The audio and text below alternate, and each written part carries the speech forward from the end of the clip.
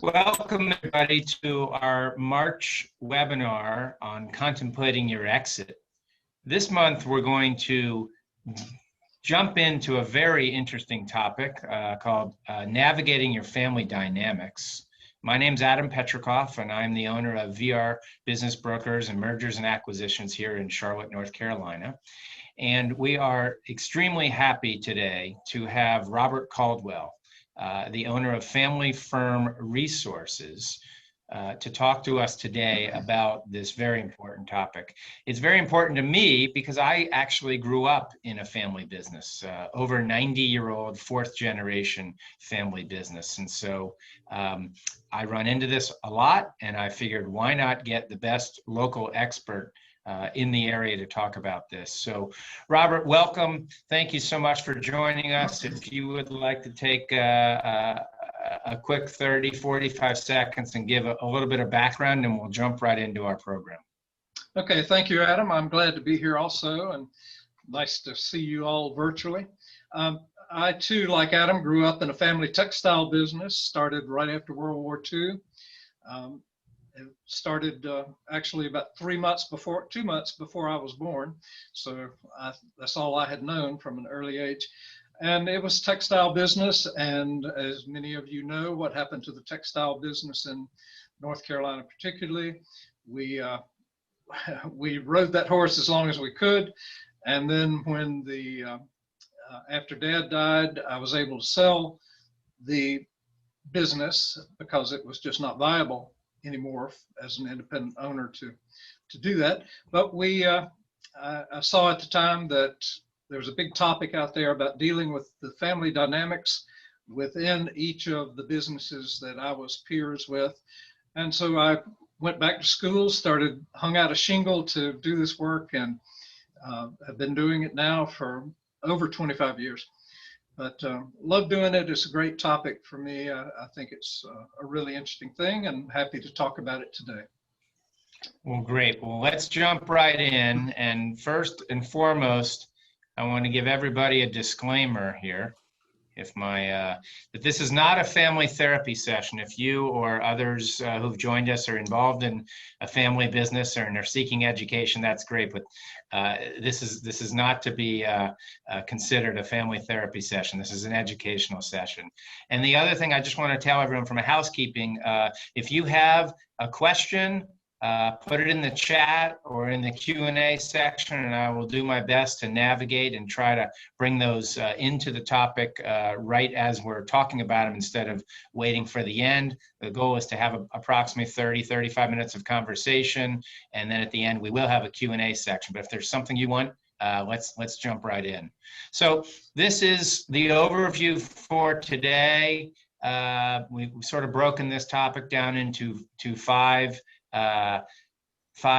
buckets, shall we say, and I put a nice family meeting picture at the bottom here because this can involve a lot of different people's generations, etc. So let's jump right into navigating family dynamics.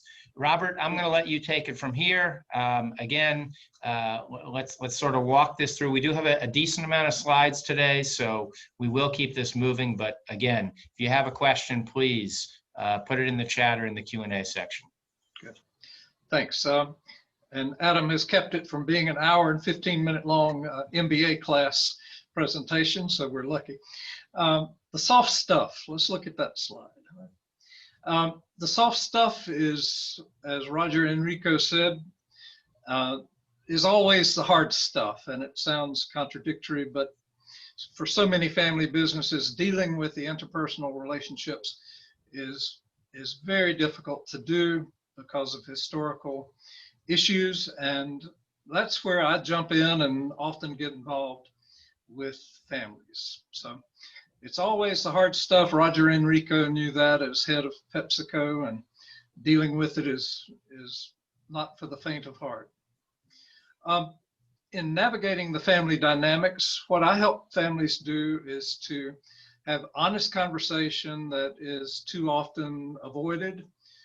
It's hard, as we said, to often have those conversations because people just grow up in a family and everything is assumed after a while. And when you start working together, it's hard to get over those emotional and family issues to really talk about it. And to get to those issues, it requires a certain amount of courage. And one of the big topics of family business, I think, is emotional intelligence, or EQ. And that just requires that a person become aware of his or her own, how you're coming across to other people, and how you want to manage the relationships that you have with other people. And what I help leaders do oftentimes is work and develop that emotional intelligence, because it's like a muscle. It can be developed and just takes some work to do it. But for most people, they can develop that and learn to use it wisely. And this is where coaching often helps a lot of people. And I consider myself to be, as much as anything, a family coach. And we know the value of coaching if you get the right coach and you got the right students. So that's what I tend to do. What gets in the way of the interpersonal dynamics is, first of all, poor communication skills. We know how to talk with family members about certain issues, but when you get in the professional business setting, you don't know if dad's showing up for work or the boss is showing up for work oftentimes, or the kid is showing up to work or the employee is showing up. So oftentimes you can't communicate well to start with, and the truth just doesn't come out. And that's where you start getting in trouble, and things are swept under the rug, and we start tripping on them. Another thing that gets in the way oftentimes is an entitlement mentality. Somebody, particularly a young person, comes into the business and they've grown up in a well-to-do family. They've always known that, and that's kind of what they expect in the family business. And if they take advantage of that, it becomes toxic. It spreads to all the employees. They know it, the employees know it, and they're like teenagers. They'll use it against you in every way possible. And the person who has that mentality is going to face a lot of difficult issues, generally speaking. Another, from the senior generation perspective, is that failure to enforce the goals and objectives and timelines that others are expected to adhere to. And even if she is your daughter or your son or your nephew or whatever it is, those goals and objectives and timelines need to be enforced. Otherwise, people turn against you and start to scoff at you behind your back, which causes poor culture of the organization. So Robert, before we go on, we already have a question here, and I'm just going to pop it up here, and I do see that there are several participants with the same last name. So it looks like we do have some family members, and this is not from one of them, ironically. But I just wanted to point out that how, I'll paraphrase this in my own words.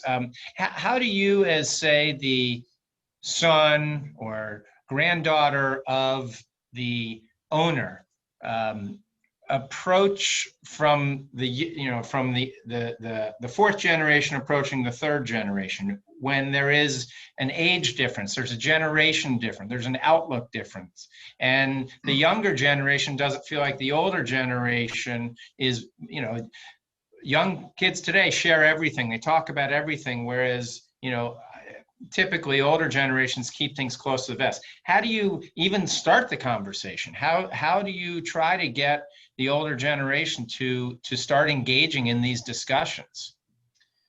Well, I think, number one, the younger generation has to kind of prove him or herself in a certain way, that he or she has a skill set, willing to use it, willing to work hard for the benefit of the organization, and kind of professionalize themselves in the business situation.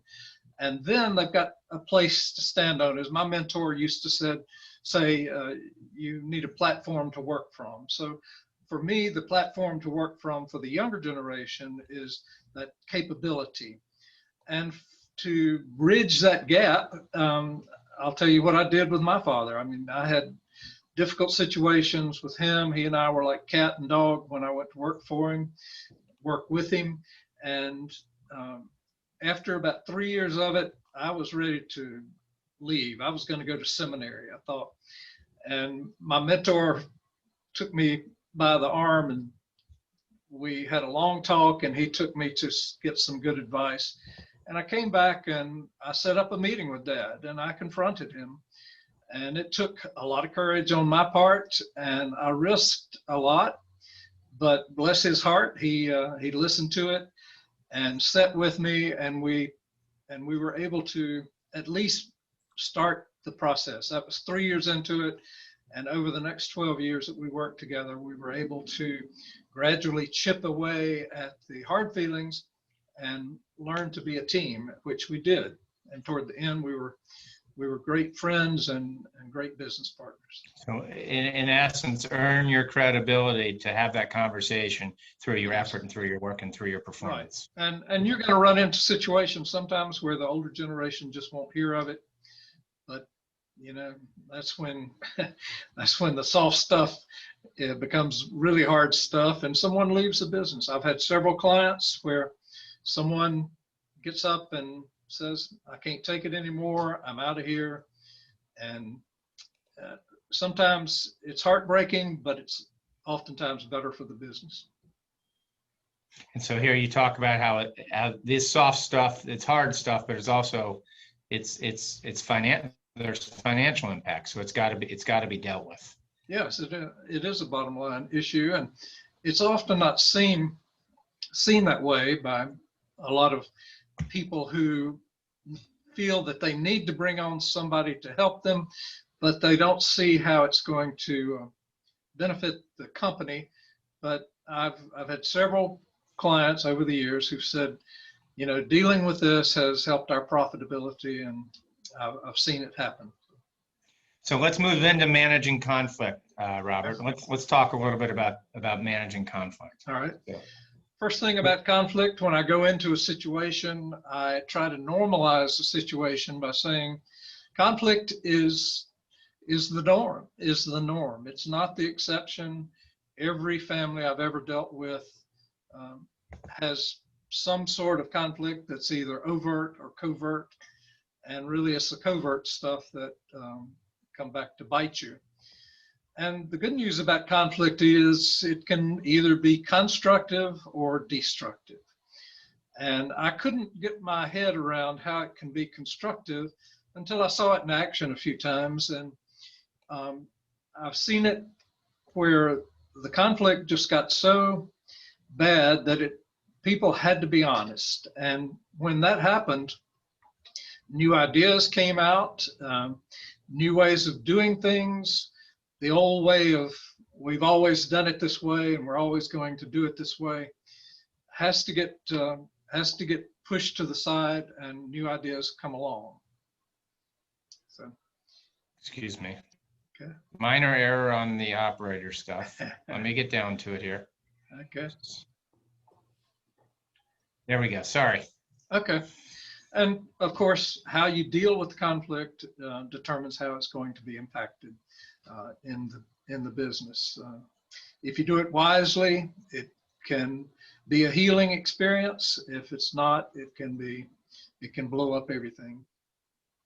Okay, healthy family businesses work to develop these things. And John Ward, this little piece comes from John Ward, who is kind of one of the gurus of family business consulting. And he says that 4 key things are essential for families to develop over their time of working together. And one is to listen to each other. And that's kind of hard to come by sometimes because we grew up kind of avoiding that, and oftentimes just kind of don't pay attention to each other. But when you come together to work, you have to professionalize that and listen to each other, what they're saying in their words and their actions. And then to find ways to resolve conflict. And this is, again, where someone to coach you is helpful, and we'll cover in just a few minutes what a family charter is about. And a family charter is an opportunity to develop methods of dealing with conflict now and into the future. And that needs to be developed because it's going to happen. You need to become flexible to adapt to change, not only change in the industry and the marketplace, but within the family and within the business itself, because bringing new family members into the business over time is going to change the dynamic, and it's constantly necessary to work with those people and develop them. I worked with the CEO of American Express and his team. I was part of a consulting team. And he said he spent about 35–40% of his time developing his people. And business owners need to do the same thing if they have the long view and want to have a succession. And bonds of affection, if people are mad at each other and trust is broken down and people really don't like each other very much, everything else is going to be affected. It's hard to come to any consensus about anything. And I've seen one particular time where a kid came into the family business and he really didn't like his brothers and sisters, and he was just looking out for himself, and it really damaged everyone concerned. This is what I try to get all my clients to come to eventually, and it's 3 key propositions that if any business could do this, they'd be healthier for it. We work with one another for proper understanding of the issue. That means we bring them out on the table and we work on them together. We exchange accurate information to solve the issue together. In our own business, I had one high-ranking guy who didn't want to share information with me because he told me out loud. He said, "Then you'll know everything that I know." And I said, "I thought we worked together, but you need to put the information out there, and it needs to be accurate, and to bring all your concerns out into the open." And to address that first question that came up, if we keep hiding these issues back from each other, they're just going to destroy everything you're trying to build up. So, Robert, we're getting a question into the chat, okay. And again, I want to encourage those. Feel free to put something out there. We're happy to bring it in. But someone brings up, well, how do you address non-working family members? Say, use me as an example. I'm working in a family business, and we got a man, and I'm married. And so there's the relationship with the non-family, or say my brother or sister wasn't in the family business. How do those family dynamics for people who are not involved in the family business, but clearly impacted by the family business, how do you recommend people address those issues? Well, we do that oftentimes by forming a family council, which is the family members within the company and those without, outside the company, so that even if you don't work there, you have some voice in your resources. Ultimately, if things go as expected, the company will pay dividends or have some cash out to some degree. So everyone's really involved, and they've got a vested interest, and they're really interested in their well-being, their financial well-being. So a family council, which is really more, it can be as formal as you like it or as informal as you like it, but it allows everyone to meet periodically and have a voice in things. And I work with one family where they have 2 meetings per year. One is a business meeting where everyone shares the information that's available, and the other just a family meeting where everyone gets together at a nice place, like that first slide where they're all at some nice resort somewhere and get together and get to know each other, because we don't know our cousins really until we share assets with them, and then you start to see who and what they really are. So if you can get to know each other, past just what you own together, then that helps. So family council is the short version, I would say. Okay, secrecy. Ernesto Poza, who literally wrote the book on the subject of family business dynamics, said that secrecy is the greatest single threat to family business continuity. And we all know that business owners tend to keep things close to the vest, as Adam said, and that's for good reason, so that the whole community doesn't know your business, and your competitors don't know your secrets. And it's so hard to share that information, because who can you trust? Can you trust your family members who gain this information to keep it quiet? Can you trust your daughter-in-law or your son-in-law not to share that information outside the business? So here again, that's where the family charter and a family council can be of real help, so that the information that needs to be shared with each other can be shared. Because if everything is kept secret, and I've got many examples I've worked with over the years where things were kept secret until death, and then it was full of surprises, and not very good surprises to most of the people. Let me jump in right here, Robert. Again, as I mentioned earlier, and for those of you who have joined recently, I grew up in a fourth generation family business. And I feel really blessed looking back. We sold it 23 years ago. But when I was in the business with my brother and my father, he was unbelievably transparent and shared everything with all of us in the family and without. And that's really impacted me because it's how I try to run my business. I'm very transparent here. But I can tell you, for those listening out there, that's not always the rule. Obviously we work with people when they want to exit their business, and many times when we go and have conversations with the owners, we have the conversation about the business, and then we have the conversation about the family dynamics that they may not want to tell a family member that they want to sell, or they may not. Just family issues come up. And so my comment, and I know Robert would say the same thing, is that you can't ignore these issues. You have to address them. You've got to make sure you're unified in growing the business, and ultimately when you exit. And I know Robert will get to succession in a little bit here, but I cannot tell you how often I hear about secrecy when we go into businesses amongst family members. So from my seat, and I know from Robert's seat, you got to figure out a way to start addressing these issues, because it's just so impactful for your business. And I'll add to that. So you mentioned a family.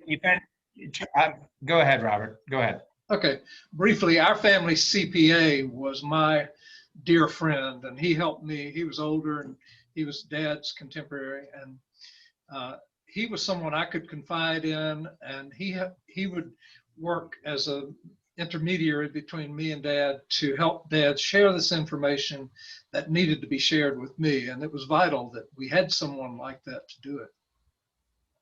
Okay, creating a family charter. People call it a constitution sometimes. It's just a way of behaving together, and it's, let's move to the next one. I'll talk about that a little bit. Next slide, yeah.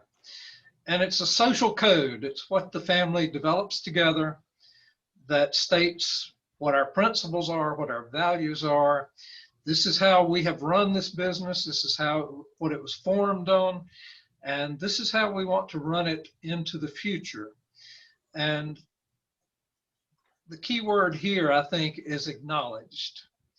How do we as a group acknowledge that we want the company and each other to be governed? And if you can come to that, you can form these strong bonds of family relationship. You can share secrets that need to be shared, corporate secrets or whatever, and you can build the bonds of relationship that allow you to have confidence that what you say that needs to be kept inside will be kept inside. And it helps you form consensual agreements for family business behavior. And that could be anything from a lot of older European family businesses require an MBA, for instance, to join the business. You might require that that people behave themselves as individuals. And, you know, I've seen younger people who come in and they get caught with the DWI or some kind of drug charge or something like that. And, you know, it just kind of blows up so much of what can be an otherwise good situation. So you need those strong bonds of working together to make a charter effective. And it includes the history and the future vision of how you got here to where you are and where you want to go into the future. It helps you build tools for trust and communication. You get specific about how are we going to deal with each other if conflict arises. And you can be as general or as specific as you need. And one thing to remember about a family charter is it's a living document. It can be amended as time goes by to address the issues that will continually arise. You have in there agreements for setting your goals and objectives. And perhaps most importantly, I think, is clarifying and codifying members' roles and responsibilities. And this is one way that we take the interpersonal dynamics from being such personal, emotional, hot button issues to more professional, more corporate, if you will, ways of dealing together. And you need to get rid of the emotion inside the business to the degree that you possibly can. You can still love each other, you can still show the affection, but you need to be professional with each other. Otherwise, it damages your culture. Okay, and contemplating your exit, we'll just be brief about this. Getting ready for it. Will you have a future role in the business? If you're the CEO, the owner, founder, whatever your senior role, and you're preparing to get out of that, it's never too early to start planning it. Really, every key position needs to start doing some succession planning. If you're going to have a role in the business as you retire or move out, it's important to define what that role is going to be. We have what we call the generational shadow, which means the founder owner gets out of the business but still overshadows everything and upsets the dynamics that otherwise should take place where the younger generation steps in to lead. If not, what will take its place? If you don't have a role in the business, what are you going to take its place with? As Dad used to say about quitting smoking, you got to have something to take its place. And I agree with that completely. Emotionally, relationally, psychologically, financially, what's going to take the place of all the time and dedication that you have put into the business? And do you have any resources? And I just want to add here. Yeah. Mm-hmm. Go ahead, Robert. Finish up, and then I'll add something about the resources. Well, what I was just going to add was most people, again, when they look at selling, they think that there is, the financial outcome. And I can tell you, having been part of a family sale that was 22, 23 years ago, the finances, they are what they are, but making sure that you have the relationships with amongst your family, the emotional issues that may be impacted, those to me long-term are more important. My brother, father, and I, my sister, my mother, we all still get along great. And I think it's partly because we were pretty transparent in our family business. And there were other family members cousins, relatives, et cetera, that were impacted. But, you know, we sold that business when I was approaching 30, and that, you know, like I said, it was 22 years ago. So that's impacted, because it was handled well then, it's impacted my relationship and with my family members many years past an exit. So something that if you're in a family business, you really need to keep your antenna up about your long-term relationship and your emotional well-being. Yeah, I agree, and that is the soft stuff that we're talking about, and it is hard. It is hard to do. There was one more point on that slide before. Can you go back? Yeah. Do you have any resources to help you? You can't talk to your friends about this forever because you'll wear them out. So who can you talk to? You have an attorney or a CPA or other advisor, but most often those people are on retainer with you. They work with you over and over. They have certain allegiance to you or to someone else in the company.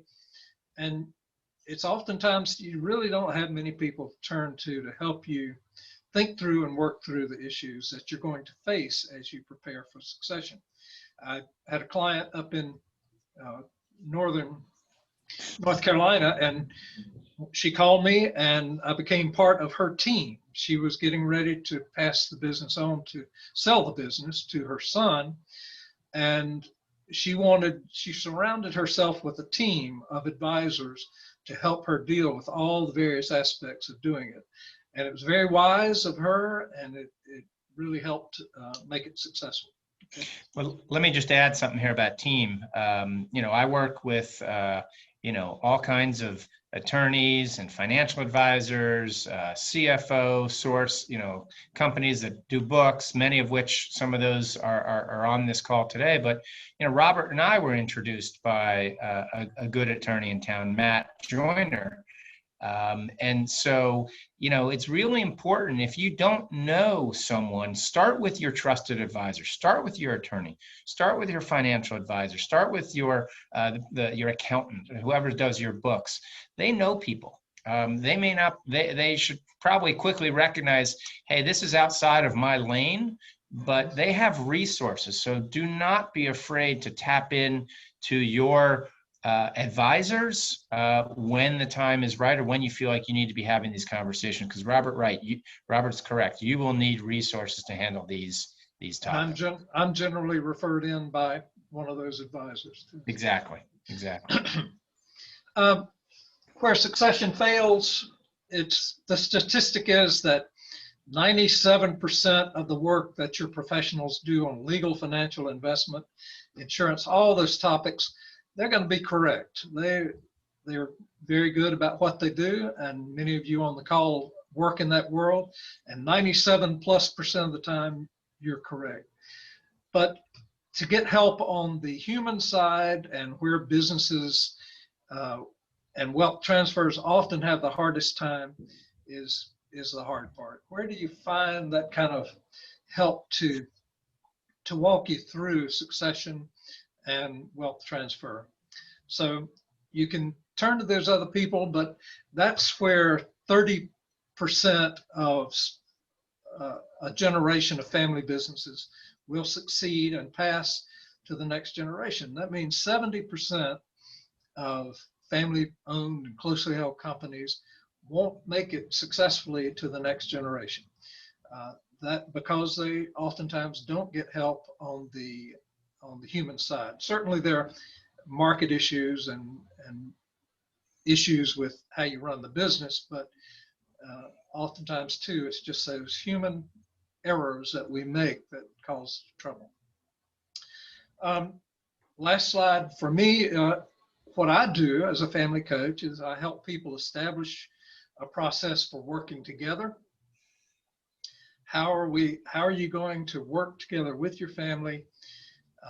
And here again, consensus is important. If you just impose it on your family, it's not going to be successful because people aren't going to buy it.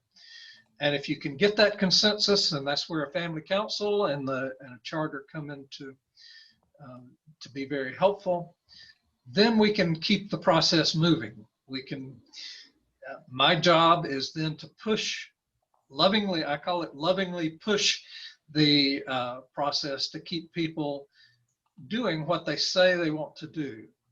And oftentimes, as we all know, we'll often take important issues and kind of push them to the side and kind of let them hope they'll disappear. But my job is to put that back on the table and say, this is what you told me and told everyone else that you wanted to deal with. Now, do you want to deal with that anymore? Is that important? Should we just take it back to the group and say, this is not important anymore?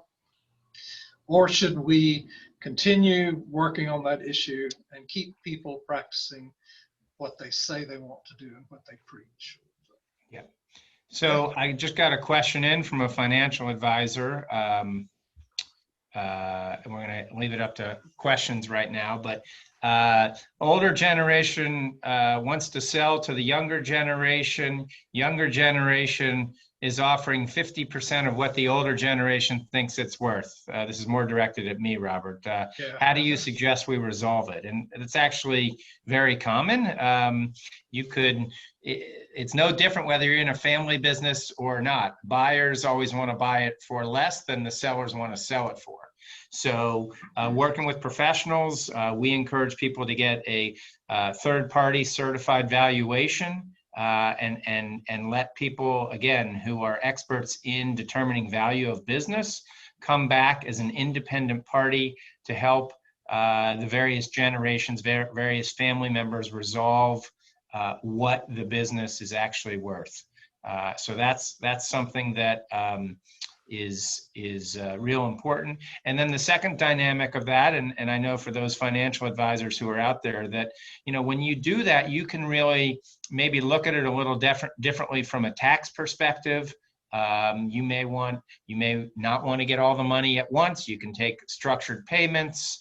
You can take seller notes. There's all kinds of ways that you can do that doesn't hinder the generation that's buying it from the older generation, and yet does it in a manner that's not going to impair the business from a cash perspective, and also make that payment happen over time. But absolutely, positively, third parties may be needed to provide a proper valuation, because that's where some real tension can come in. If the grandpa thinks it's worth 10 million and the grandchildren think it's worth 5 million, that's where a lot of issues that, if they've not been dealt with, can really come to the surface emotionally, relationally, and financially. And that's where that secretiveness that we're talking about can come in, because perhaps the younger generation doesn't have a full picture of why granddad thinks it's worth 10 million. And suddenly it's dropped in their lap as, this is the value, we thought it was this. And there's a shock factor there that says, well, we can't pay that. Well, and we would encourage people long before the older generation is seeking an exit or a transfer to maybe every couple, 2-3 years, to get an updated valuation, third-party valuation. So there's no mystery. Most people don't know the true value of their business. They assume, or they think what's in their head is what the market is, but that usually is not the case. Yep. So we would encourage you to not wait until 6 months before the older generation wants to transfer. This should be a multi-year, potentially a decade-long conversation. So there's planning from an estate perspective, from a financial advisor perspective, from a tax perspective, from all kinds of different angles. Robert, it's amazing how our time has come and gone so quickly. I'll give anybody a final chance. If you have any more questions, put them in the chat. Is there anything you'd like to close on, Robert, that we haven't really touched on, or anything in closing on this very important topic?